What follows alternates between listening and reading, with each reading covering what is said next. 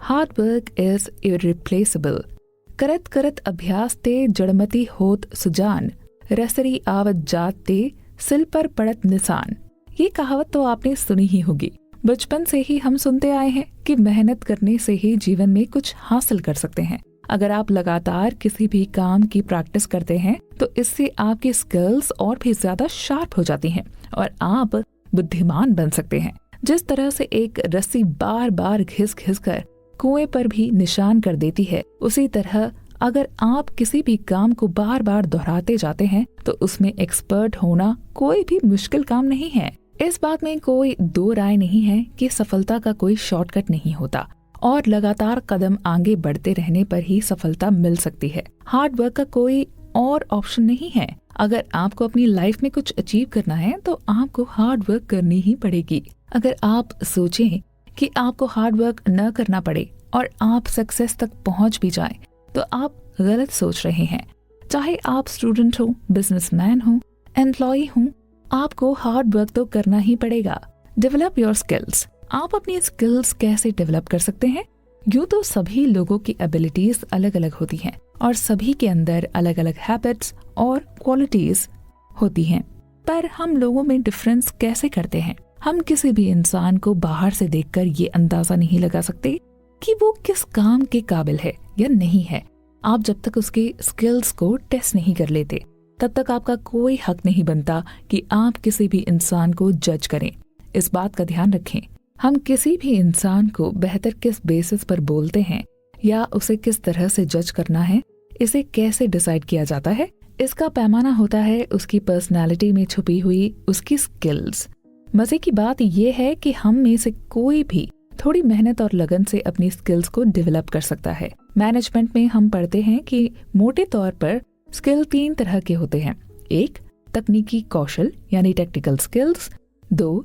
सांबौद्धिक या अवधारणात्मक कौशल यानी कि कॉन्सेप्चुअल स्किल। 3. मानवीय कौशल यानी ह्यूमन स्किल्स। यदि सिविल सेवा परीक्षा के नजरिए से एक सेंटेंस में इन तीनों स्किल्स का मतलब समझें तो हमारी जानकारी, रणनीति, अभ्यास, रिवीजन आदि टेक्निकल स्किल के अंडर में आते हैं। अनेक टॉपिक्स पर हमारी राय, समझ आदि कंसेप्चुअल स्किल के अंदर, और हमारा सीखने का जज्बा, एप्टीट्यूड और एटीट्यूड हमारे ह्यूमन स्किल के अंदर आएंगे।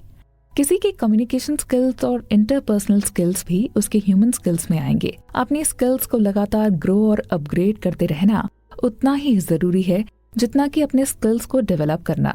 अगर आप अपनी पर्सनालिटी को अट्रैक्टिव बनाना चाहते हैं और चाहते हैं कि सभी लोग आपकी रिस्पेक्ट करें, तो आपको अपने ऊपर काम करना पड़ेगा और उसके लिए आपको हार्ड वर्क करना पड़ेगा। हार्ड वर्क करने के अलावा आपके पास कोई और दूसरा ऑप्शन नहीं है। पॉजिटिव रहना है बेहद जरूरी।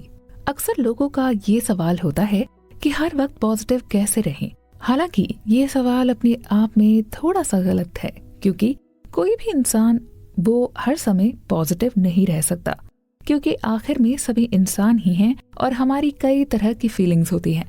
जिंदगी में कई बार ऐसी सिचुएशन आ जाती हैं जब आपको अपने आसपास कोई भी उम्मीद की किरण नहीं दिखाई देती है और इसी परिस्थिति में आप टूटने लगते हैं और आपके सोचने समझने की शक्ति भी ऑलमोस्ट खत्म हो जाती है।